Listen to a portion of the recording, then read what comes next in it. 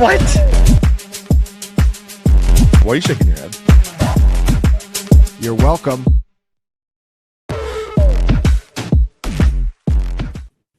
Welcome. Thank you for joining us for another Dynasty Points episode. I'm your host, Thomas Tipple. Joining me, Jakob Sanderson, Lucas Gilbert, Ryan Heath. We're all here. Hope you had a very Merry Christmas and a very successful championship weekend. Lots to get into today. I promised before we started the show that we would be super efficient. And every time I say that, it is like saying that tight end is really deep this year. But today, it is going to be the truth. Lots to cover today. We're going to just talk a little bit about our championship weekend. We're going to settle some of the podcast debts this week. We're going to announce the weekly game winner and what that means. And then we're going to review what we thought was going to be our locked-in picks for our fantasy awards. Fun show. I love doing this every year, but I'll start this off. I won 2 championships this week out of the 4 that I were in. Probably my lowest total of my fantasy life so far, except for 2019, where there was only 1. Only reason I won the second one is because Drake London and Kyle Pitts completely crapped the bed. And I must say, I did a very special early GGs to somebody this last weekend. I was up by like 33. And it was that lead versus Pitts and London. And our friend Boyd's, friend of the show, is probably the only person that hates early GGs more than I do. And I was up and I said, by the way, Boyd's GGs. And we had a little back and forth. So I know the league chat said they were going to come in here and tell on me. But I was making it known there was a reason. There was a good funny joke between Boyd's and I. Other than that, gentlemen, how did your championship weeks go? Jacob, how close did you get? I know not at all close. Not at all. Yeah, not at all close. Yeah, I mean, it was the pain was gone pretty much immediately. Because largely I just didn't get any points out of anyone at the wide receiver position. But specifically Puka and McMillan, just dust balls all around. But yeah, so fun sweating with Sam, and obviously any final is fun to make, and kind of can make your season. Dynasty wise was a very tilting one. I lost I think at least 2, I think maybe even 3 finals last night by within 4 points that each had Puka on them. So the series of first he had a 36-yard catch called back for illegal formation. Then he had a touchdown called back for holding. And then he had the catch of the year that I understand by the letter of the law was not a catch, but it was fucking cool. And they should just let it be a catch anyway. And I saw the tweet. I think it was Sal, formerly of PFF, who had it. And this is how I've always believed about situations like this. He was like, I know he didn't have any hands on the ball, but he still had control of it. And that's how I felt about the catch. It was like, if you have control and it's floating in the air, but you still have control, you have control. Yeah, very, very tilting Monday Night Football, but otherwise a fun season. Didn't even mention that you won the League of Record. You took won home the League of Record for the first time in League of Record history, took that home, and then won the home league as well for the second time. So fun for that purpose for sure. The first 3 fantasy leagues that I've ever joined were my home league, the League of Record, and then the Foot Clan League where we met Billy, and I won all 3 of those. Now, I did not do as well in other leagues, so I'm clearly washed. But if I just scaled back the other 60 and I just focused on the first 3 leagues I ever joined in fantasy football, 3 for 3 championships. I love it. I love that. First, I had to rebuild. I didn't get my League of Record championship after being the best team in that league for 4 years, but I'm happy one of us got it on this program finally. Ryan, how was your weekend? It was shockingly good. I went 2 for 2 in championship games. I finally won my home dynasty league. I was very, very nervous for a while there, watching Derrick Henry on the other side of that matchup. I thought that exactly what I had manifested on the show last week was about to happen, but we pulled through. Just had enough awesome players on my team. It was completely stacked. So won that one, felt very good. Won one other league. Really not a whole lot to complain about other than I feel like every single guy that was like one of my guys went off in week 16 and 17. And all my teams got eliminated in week 15, basically. Like I just was eating the Kyle Pitts nuke in so many places. And I didn't even get to be excited about like Luther Burden and Christian Watson or like some of these other random guys that that should have been winning me money, but just didn't work out this year, unfortunately. Yeah, that's just the season. Lucas, you almost had one. I mean, it's the first one I've seen you in. You're Mr. Rebuild around here, but how'd it go? So, not to take anything away from Jacob, but I think that my one-sided Christian McCaffrey and Amon-Ra St. Brown trade really set him up for the run that he made at the end there in the League of Records. So congratulations there on taking advantage of me wanting to be a rebuilder, because that's all I like doing. Yeah. You know how hard it was to win in that league? How fucking injured that team was. Yeah. I lost neighbors immediately. I had Garrett Wilson on IR basically the whole year. I would have been better if Drake London never even came back. And he could have just stayed on IR instead of coming in and putting up a point a week with his PCL. It was every time I looked down at my IR league, I was looking at like 7 firsts of value just sitting in the injured reserve slots. But yes, your CMC and Amon-Ra were healthy. They were clutch. Thank you very much. Appreciate it. You're welcome. But yeah, and I was in one championship for Dynasty League, and it just didn't go well at all. Should have known Jalen Waddle. That was going to let me down. Tet being sick, that also really hurt.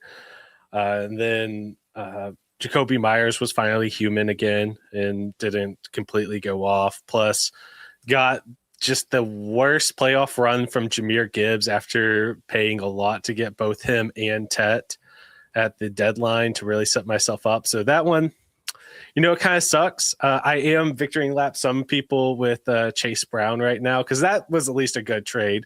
Although moving Luther Burden to get him, that one hurts. But long term, it happens. I won a couple of 113s, so I'll take that. It was a terrible matchup. I think I didn't even crack 80. Their guy scored fewer than 70 in the 113 playoff in the League of Records. So, it is what it is. And all of my redraft teams were dead after week 15 because I was in leagues that had buys. And once again, all my Jahmyr Gibbs shares really. Oh, Jahmyr Gibbs really nuked so many people. He nuked so many people. He got me to good spots, and then holy cow, just that was painful. Yeah, hard to think of, because I think going into the fantasy playoffs, he was the RB1, right? Mm-hmm. And then he ends up finishing RB4. He gets past.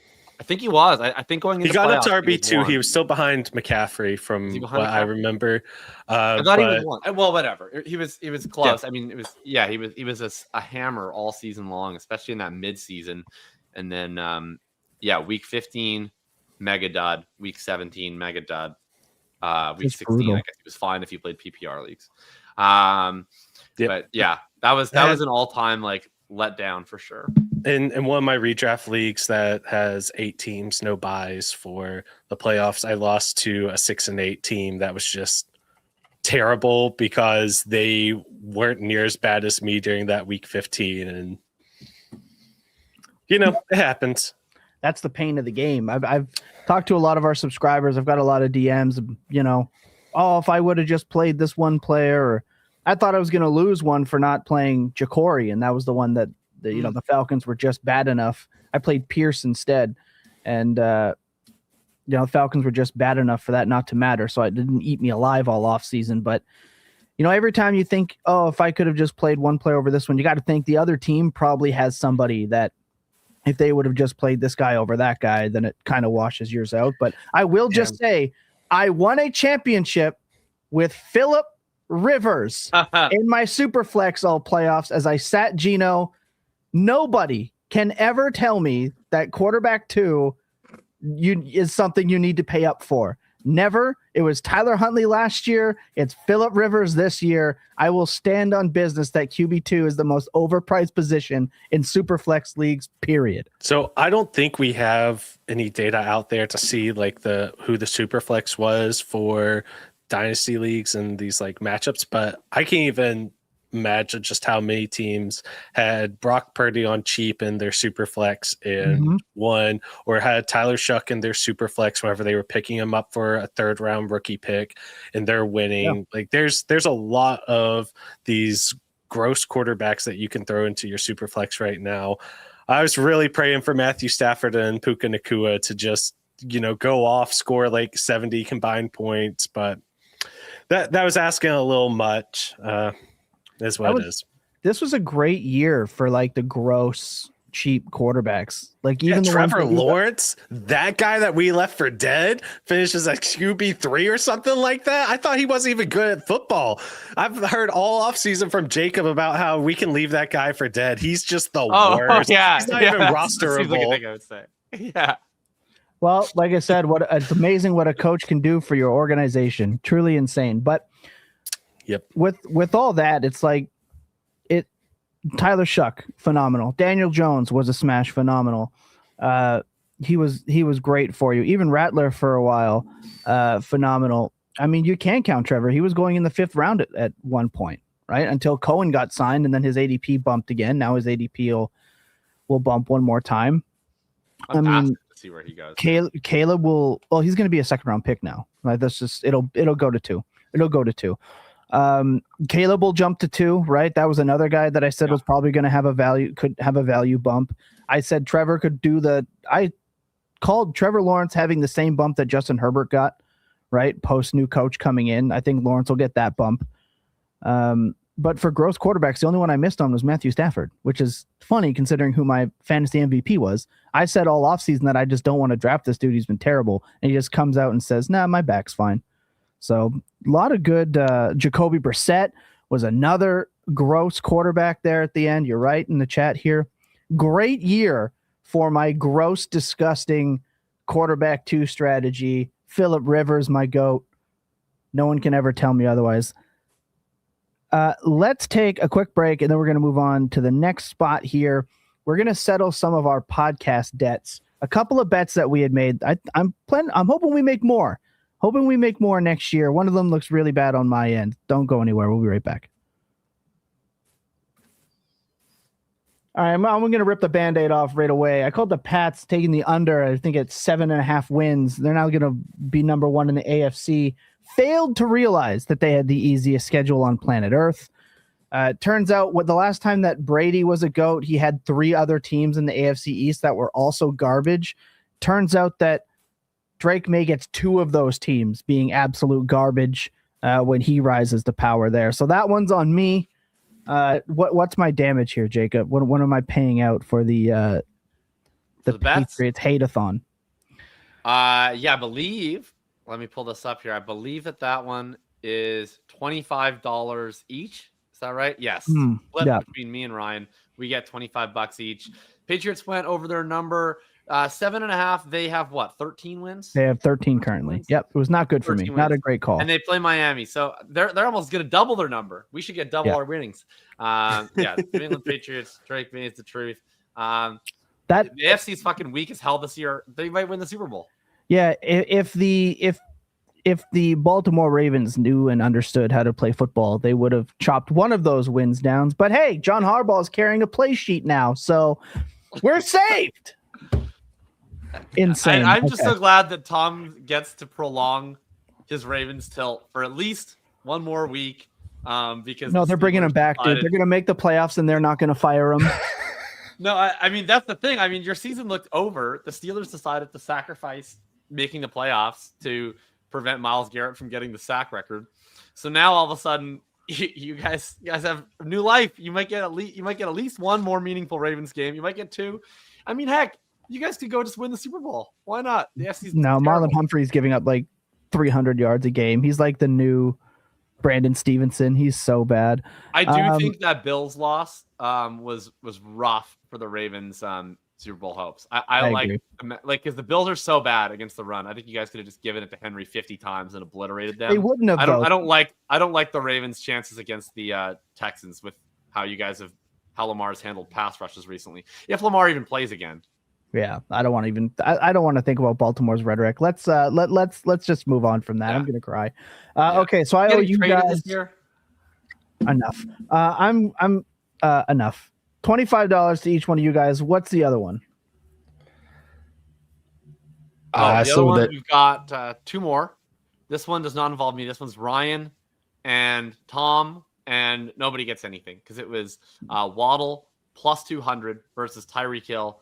Points per game, but minimum 10 games. And Tyreek Hill did not play 10 games or anywhere close to it. So that's a push. The other one, which was mine and Ryan's, this took some twists and some turns. It sure did. Hard to say there was even really a winner, but there was a winner. At the end of the day, one did better than the other one, and that was me. It was Lad McConkey versus Brock Bowers. Half PPR, points per game, minimum 8 games. Bowers gets it done, 12 to 9.2, despite, I think, barely hitting the games played threshold. And also not being very good at cost. But he was better at cost than Lad McConkey, and that's all he needed to be to win this bet. Yeah, I really, really should have picked literally any other round 2 wide receiver to make this point with. I'm really upset that it happened to be Lad that we had this argument over. But yeah, man, that's really rough. But so that'll be $50. Well so earned. basically, if we put these together, what really just needs to happen is that because Ryan is net out 25, Tom is net out 50. So basically, just Tom pay me all 50 and Ryan pay me another 25, and then we're all good. Yeah, sounds good. Rough on my end. Hashtag not great. Hashtag going to be better next year. I promise. I'm going to win one of these because I didn't win any of the Dynasty Points games, bets, nothing, nada, zilch. Speaking of games, our weekly game we play every week. You hear us pick players. You hear us, choose these awful players every single week in a competition because, yes, we're a Dynasty show, but we kind of want to have some sort of bragging rights on this program. Dynasty Points does host day 3 of the NFL draft. We basically just recap the NFL draft and talk about, our favorite sleepers that are going off the board. We've had big years in the past. Hopefully we have a big year this year as well. The winner of this prestigious award gets to choose the beverages of alcoholic nature or non-alcoholic in Lucas's case that the others must drink for the entire 4-hour stream. And we've done everything from pickleback shots to ungodly concoction that Jakob cooked up for our former host, Billy. Billy almost didn't make it through the show. He almost collapsed. I don't remember what that one was specifically, but that was something to do with maple syrup and other options. Yeah. It's been 3 years of sowing, of winning this. Not going to enjoy reaping. I'm just so happy we're not going to get that stinking Bloody Mary mix. Like, I threw away the mix as soon as that thing was done because that was the grossest thing I've ever had in my life. So not a Bloody Mary fan. Got it. Are you sure you're going to say that right in front of Ryan? Like, don't tell him that. Ryan didn't like it either. So yeah, but Ryan doesn't have to drink it. Ryan doesn't have to drink it. I don't know. I know, Jacob, you were drinking it with us, so I was assuming Ryan would want to partake a little as well. But no, Ryan can make us drink pee if he wants. Yo. That's for a certain hub website, not YouTube. No. I ain't got a profile on there. I'm not dropping breakdowns on the hub. So I'm sorry. Okay, think of how well we would do on that site. Really all right, not that well. Hold on, actually, not that well. Hold on. I don't think we would do very well. I'm not even joking. People, what are you up to, Lucas? Yeah, I don't know what you're. What are you probably talking about? You're probably one of those people watching the math breakdowns that people post on there for ad revenue right now. Insane. We're bringing to the table that we would do so well on the hub. We'd be different. We'd stand out, I guess. Yeah, that's true. Well, that's something. I mean, Ryan would need like a lot of fake tan. Yeah, it wouldn't. Yes, 100%. I don't know. We can already lean into him being locked in his room. Keeping it that pale on the hub. All right. Man. All right. Check out pornroom.com. Let's okay. We're off the fantasy football analyst gets locked in room. Yeah. Well, I don't got to SEO the title for that, I guess. It's just going to. Yeah. All right. No one's going to listen to this now. I'm so happy I submitted. They're all over on Brock Brazzers. I'm so happy I submitted this podcast to the Fantasy Writers Association for awards, and I hope they listen to this one episode, specifically. Right? Just to be clear. If they dive research, I mean, they look at the most recent. It's gonna give them a hilarious little how you doing. But no, with that being said, Ryan did win. Ryan, what was your score? Yeah, so I scored. I'll just read them off just so everyone knows how much I won by, because it's very important to me. I scored 742. Lucas actually at the last second came in second over Jakob, 696. Jakob at 694. Tom down at 604 because he gave up during the last week. I'm not gonna lie, those Bloody Marys, Jakob, were a rough experience for me. As soon as that happened, literally, I was sitting there as like Max Toscano was coming on to talk about Jackson Hawes or whatever. I was just plotting my revenge. I'm like, I am never going to lose this game again. Certainly not this year. I'm going to make sure I never have to drink Bloody Marys on the internet for people's entertainment ever again. And now I don't going to turn it around. Very hopeful. I am hoping I find the thing that you specifically like the least, Jakob, just for putting me through that. I will not make Lucas drink Bloody Marys again. It will definitely not be something that I know Jakob likes that I choose. So that's kind of the game here, trying to figure out exactly how I can make this as miserable as possible for Jakob. Are you trying to have gagging on this show? Is that what I'm hearing?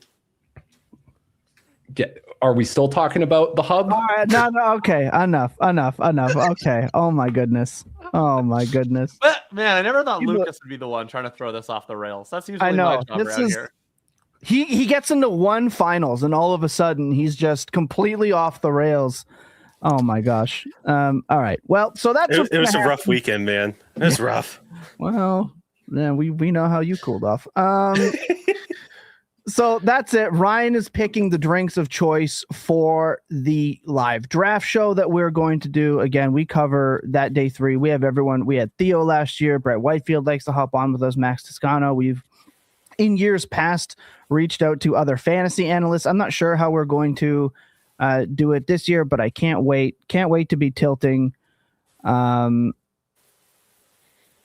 Tilting all draft. It's going to be a great time. Can't wait for the Ravens to draft like a kicker in like the 3rd round or something and do something stupid. So let's go. Another tight end, perhaps, maybe, as that Mark Andrews contract's really work. I'm sorry. I can't keep doing that to everybody.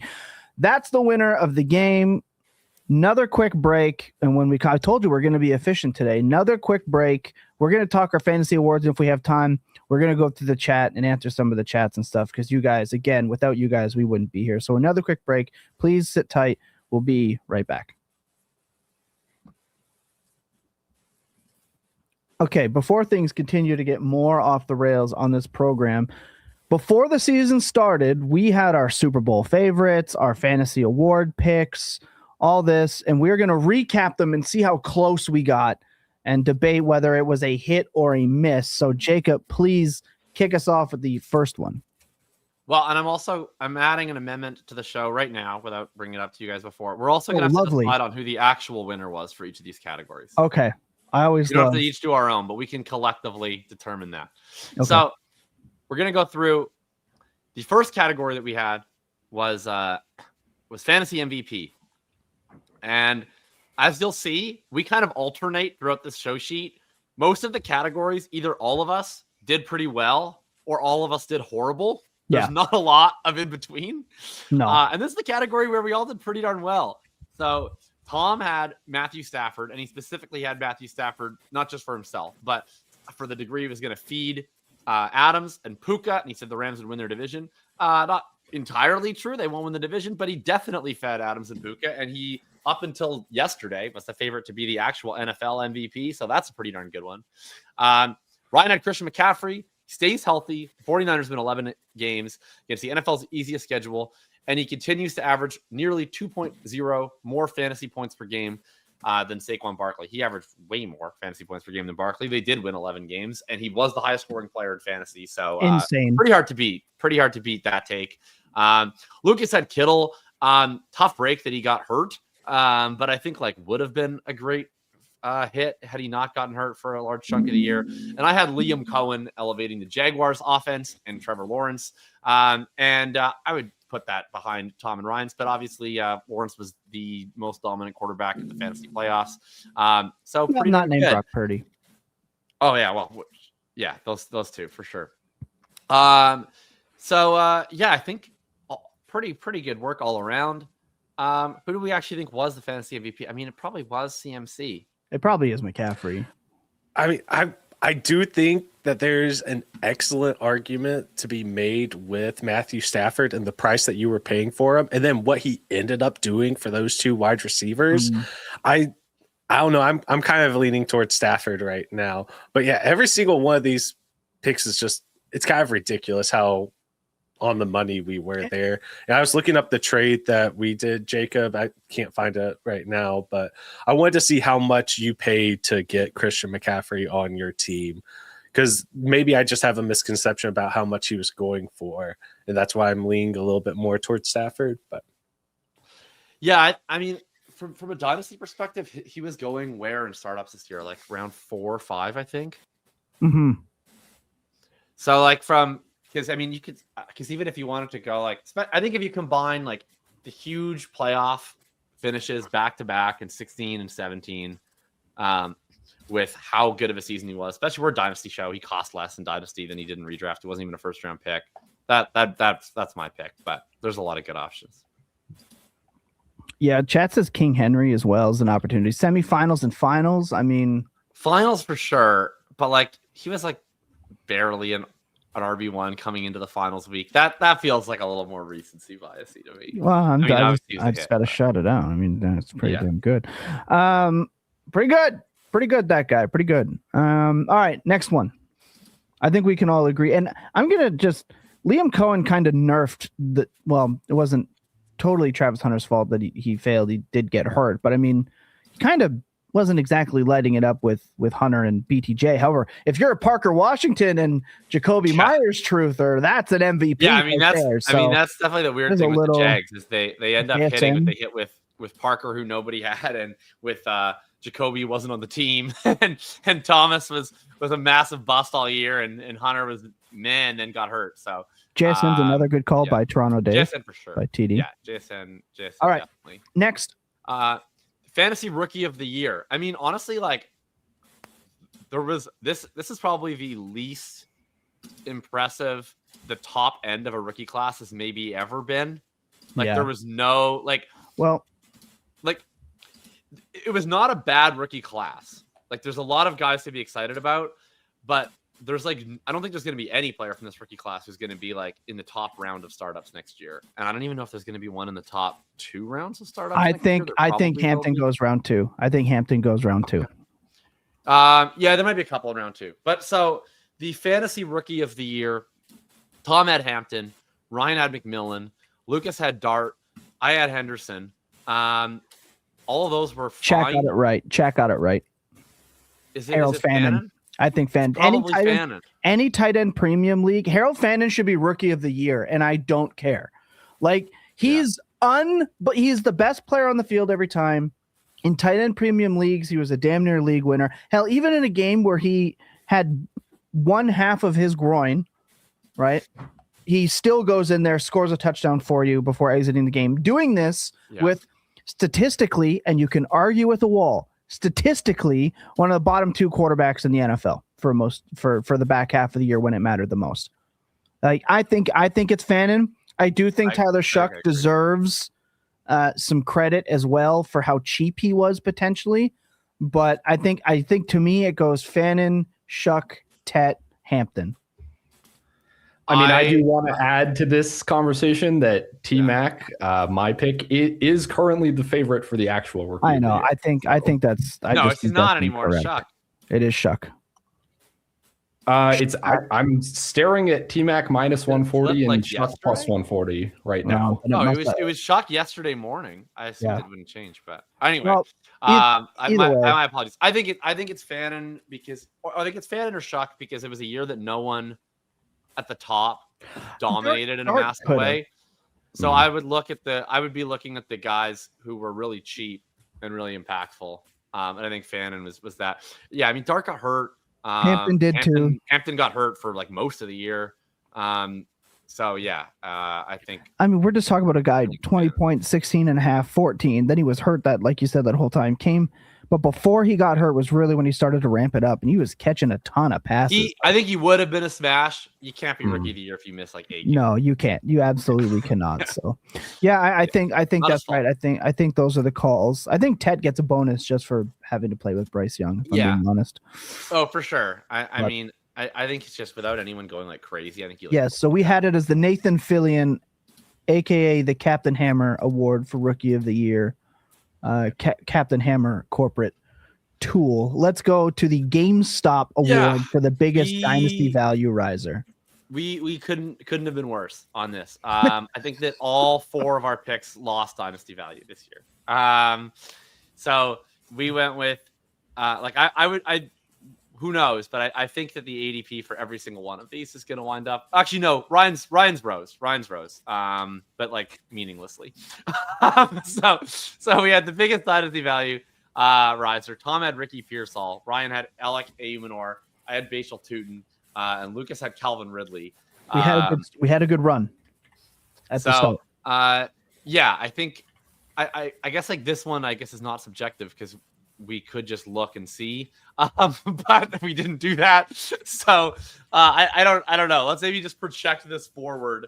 Who will it ultimately end up being? That ends up being the biggest value riser from this year. Well, I think it might be the two guys we just talked about. Fannin and Shough are in the mix. Yeah, but out of this group, I think it's Pearsall. The moment that Ayuk leaves. I can listen, higher? Listen though. Wasn't it like a round 6 pick this year? No, God, no. He was not a round 6 pick this year. Not as far as I remember. I'm going back and looking right now. He was like wide receiver. End of August, he was wide receiver 28 to 30. So wherever that would be. But I mean, that'd be like round 7. I have him at the 7-8 turn. I can see him going in round 6 if Jennings gone, Ayuk gone. They're gonna bump him up for better or worse. He's gonna get bumped up. But yeah, I think nothing all year. Do people still like this guy? Yes, he is an insane fan base, but it would be tough. I think you are right though with the call. It's probably the 2 guys that we talked about. I think Dart will move up. Christian Watson from the chat is a good Christian answer. Watson is a good one. That guy was worthless in the offseason. I was refusing to take him for like pick swaps. Like it was bad. Yeah. I was done. I thought it was over. Michael Wilson, he's gonna get drafted in round 7. Michael Wilson's good one. I mean, Burden obviously is going to just go absolutely dumb shit insane, and I won't draft him because he's going to end up in the 2nd round. Rightly so. No. Send a first early, and now the price is going to be 2. No. We do this all the time. We did it just last year.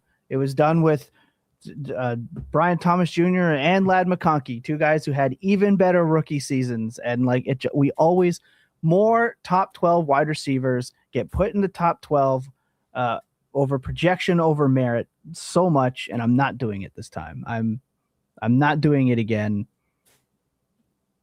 I'm not doing it. It might be an argue about Luther next year. It's going to be a fun hill turn. So we could we'll pick that up starting in February. He's going to be. He's good. You like the Luther? He's in a Ben Johnson offense. I think it's fine, but he's gonna creep up to like mid 2 around like the Trevor Lawrence area, and I'm just like gonna click the quarterback every time. I don't think he's going to go that high. I think. You I already think he'll have be wide round 4, receiver round 9. 5 highest. If he, yeah, I mean, I haven't. I'm I'm going to have him ranked really, really high. But imagine. So hear me out. Imagine he does even close to what he did in week 17. And what do I always talk about? The last thing a player does is going to matter more to people than the rest of the entire season. And if he does half of what he just did, he's going to go in the second round, for better or worse. I mean, I think that's extreme. I think that's extreme because Ladd was barely going in the second round, and his rookie season was more complete. But he's not. I'm deeply Bears annoyed that Burden Johnson. did that. I'm extremely annoyed that Burden did that on national TV in week 17 because he's going to raise his price considerably. It's going to. I think it's undraftable. Not to compare them as players or prospects or whatever. I think it might be similar to like Xavier Worthy, where he was like round 4, I think that's round 5-ish. Because Dave in the chat is saying Burden or Rome, right? Like that suggests like if you're saying Burden is going in round 2, that suggests he's going like 3-4 rounds ahead of Rome. I don't think that's happening. I think Burden will have a higher ADP than Rome. I think that whatever the gap between them is in the market, the gap in my rankings will be much wider. But I don't think that it's going to be like a 4-round gap between them. I think people will still look at it and say, like, there's going to be a group of people like me who, when we were doing the wide receiver tiers, was like already Burden over Rome and was like, I've seen enough. The yards per run is elite. The film is crazy. This guy's a star. But there's also going to be a lot of people saying, well, he didn't get this role until Rome got hurt. He's still the wide receiver 2 there. I mean, Moore might still be on the team, which I don't care about at all. But like, people might still look at it and see like, oh, crowded room. Is he even going to run all the routes? So, yeah, I can just see again. One's not playing, one is, and one's in the playoffs, and one isn't.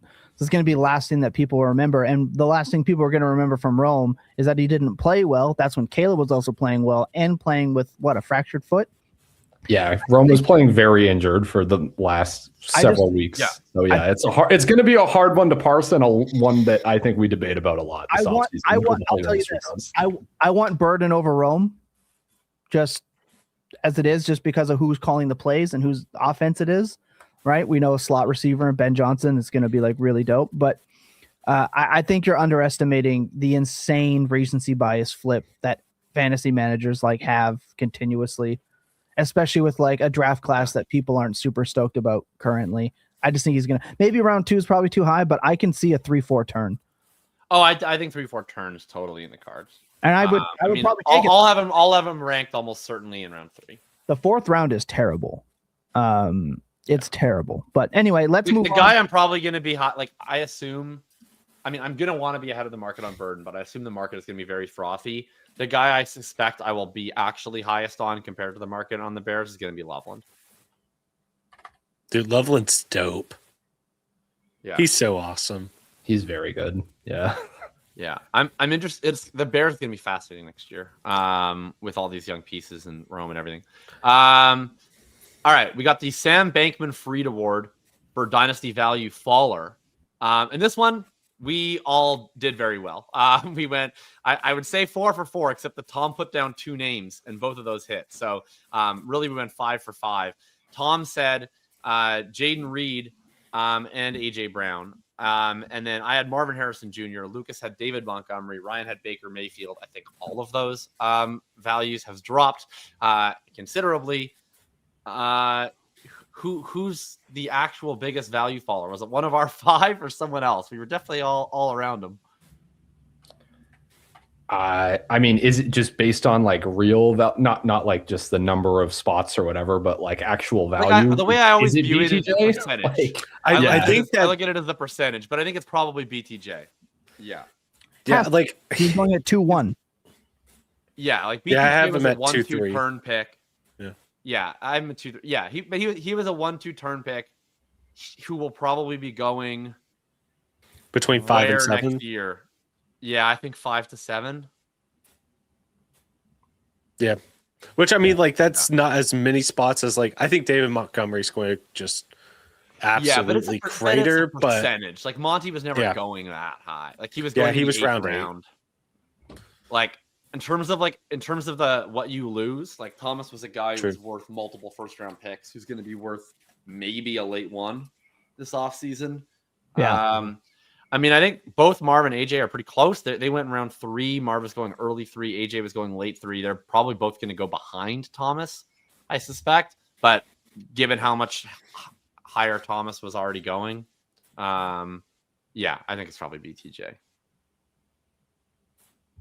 Yeah, I think you're right. I think you're right. This is the one I can't believe I failed at this so badly. I went back to the well one too many times with a veteran. The old Jalopy Award for Best Cheap Producer. Yeah, this one tough. I mean, partially injury murdered throughout us, but I think Ryan among us. But it was Thomas. Hold on, Jacob. You're cut out on us, brother. Hold on. Finished. Give me 1 second. You cut out on brother. I'll take over. So for the old Jalopy, I went Alvin Kamara, who was my long shot pick to finish as top 2 RB last year, and I went back to the well. Not the case. Many others I could have picked. Ryan, you did go Hunter Henry. He said he has the Zach Ertz year, fewer receptions, more touchdowns, if I'm not mistaken. Ertz was again on pace to go insane before he got murder balled. James Conner, who is also ready to crush, but injuries. That's the thing with these veterans. And then Jordan Mason, who was 1 half injured, 1 half ass.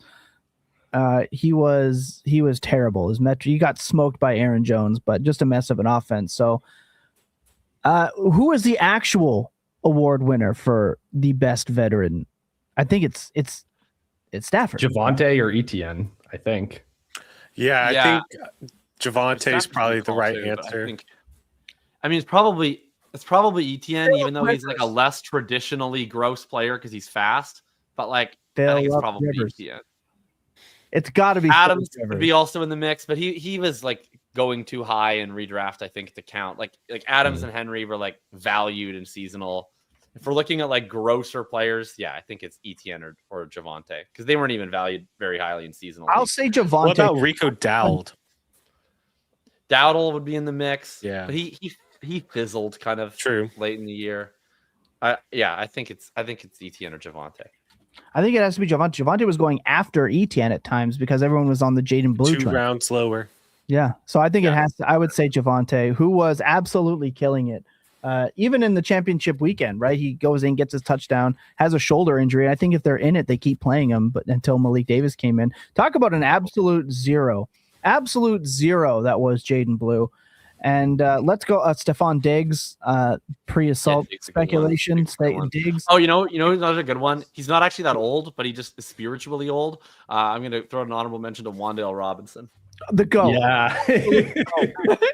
That dude is so underrated. I hope the Giants bring him back. I can't believe they paid Slayton. Just brutal. What a terrible organization. Yeah. Let's go with the Fire Festival Award for the biggest offseason hype that won't come true.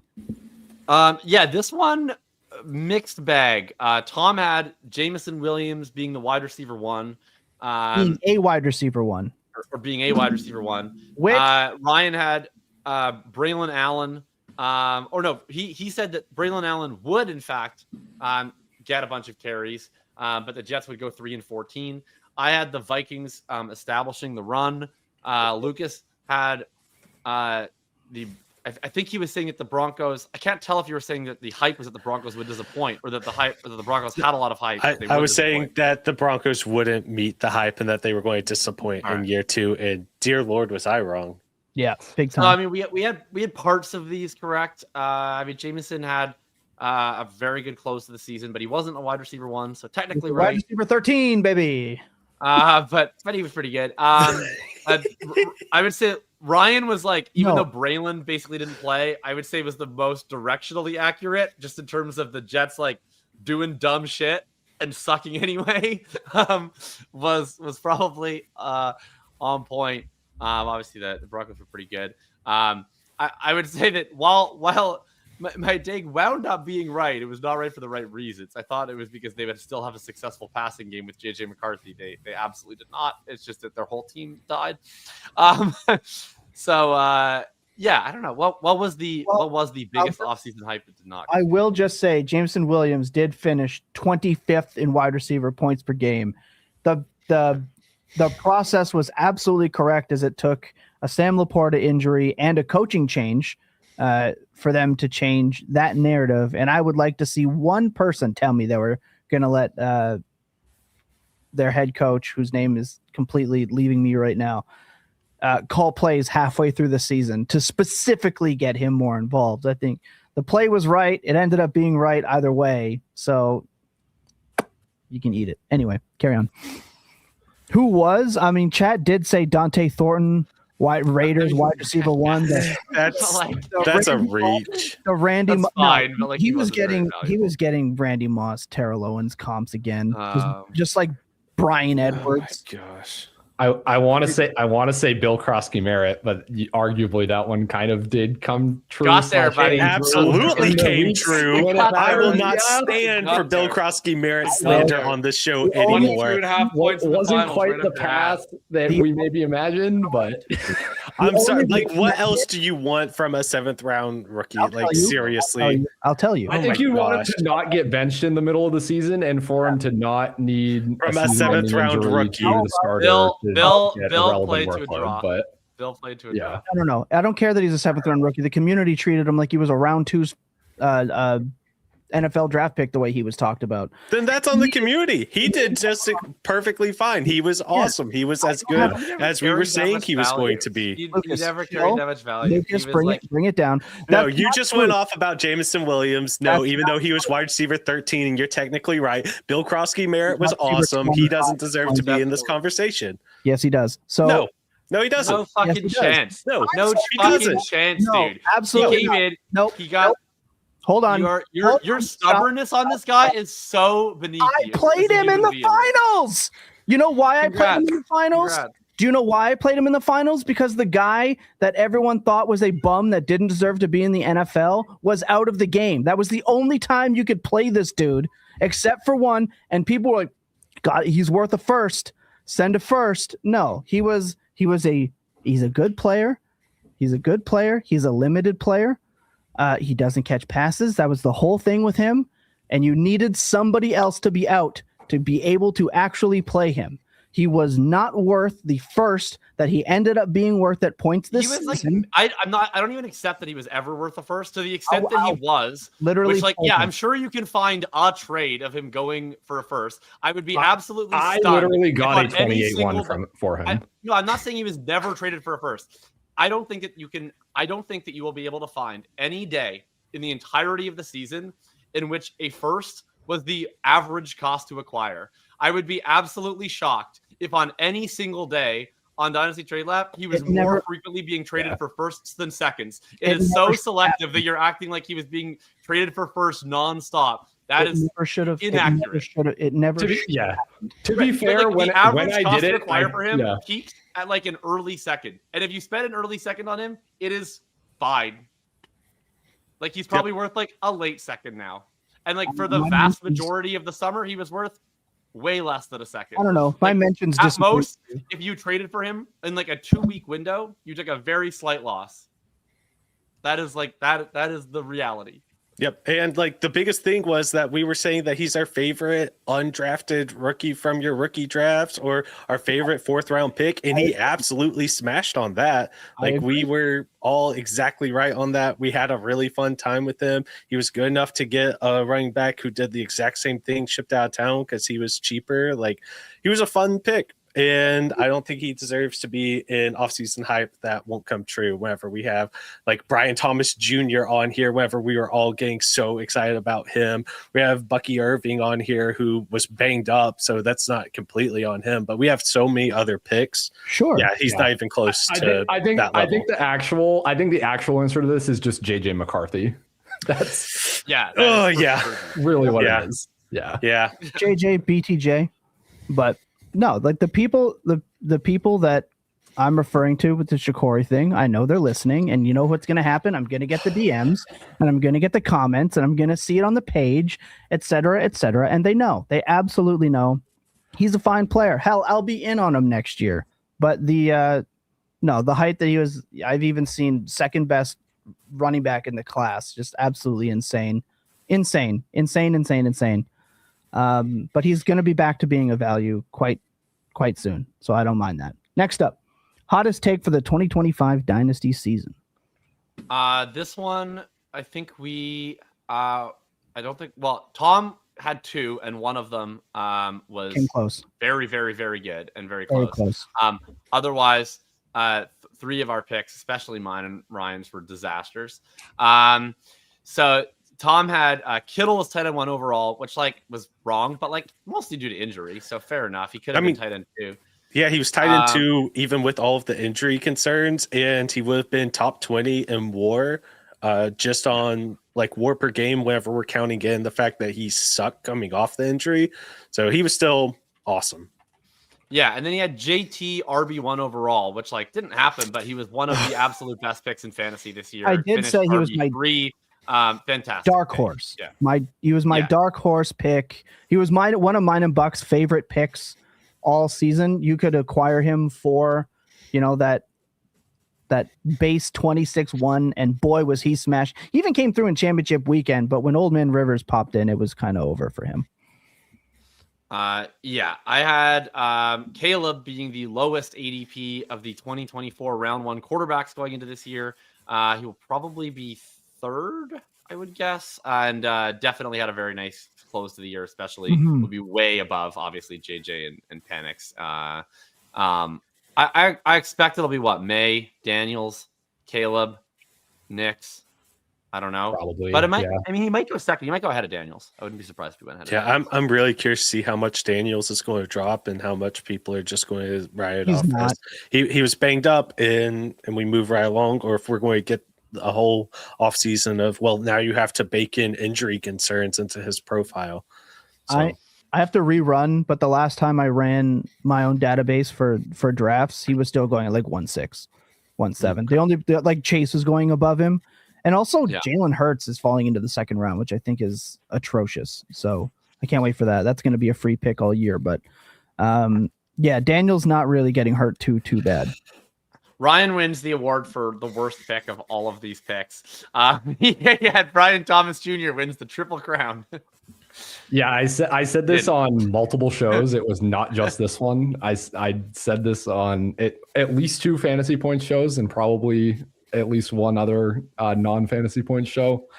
Yeah, man. If I learned anything, I guess it's that so much of my BTJ optimism was listening to Liam Cohen say, we're going to start having him run the intermediate routes, go over the middle of the field. And I was like, yeah, that sounds that sounds awesome. That's going to be that just creates such a better fantasy profile. And he's so great. That's amazing. But I think the lesson is don't just assume that a player can do the new things if we haven't seen them do it before. Where the whole thing about BTJ, even as a prospect, was he only runs vertical downfield routes. Lucas said his ceiling was T. Higgins. I think the information was there to come to this, but it was very difficult and very tilting based on what everybody else on the Jaguars did. It turns out he's T. Higgins, but with they could not be more at the opposite ends of the dog spectrum. It's T. Higgins is this ball anywhere within 20 feet of my catch radius? It is my ball. and BTJ's opinion is more am I gonna get hit here? Oh man. I'll say this. I think it's a lesson in that you cannot copy and paste roles with coaches. Right? They tried to do that and it didn't work. Then they literally went out and got a guy that could do it and did it way better. You can't just, this coach is coming, this person's getting X role, or this player is getting. It's it's not always how it is. Sometimes it works out that way. Look at Ben Johnson, right? It's clear that he's kind of settling in to players and what roles, et cetera, and shaping the offense the way that he envisions it. And that's dope, but it doesn't always work that way. Yeah. It kind of does. It's just not always the player you think. Part of Washington is in the Chris Godwin role. You're right. Literally. No, it's crazy how it worked out. It's basically you have Lawrence who just always has been better throwing to slot receivers and tight ends than outside receivers. If you think of how he's worked best with it, he's had the most success with Christian Kirk and Evan Ingram. And you have Cohen who has this offense that's really, really slot wide receiver, intermediate friendly. And then, you come into the year and it's like, we're going to try Thomas in this. And then it's like, well, if it doesn't work, it's probably Hunter. But then it's like, it doesn't work at all with Thomas. Hunter gets hurt one game after they try him in it. And then, it's been Parker Washington and it's been Jacoby Myers. Yeah. I like to trade BTJ to whatever team trades for Mac Jones and reignite the 24 magic.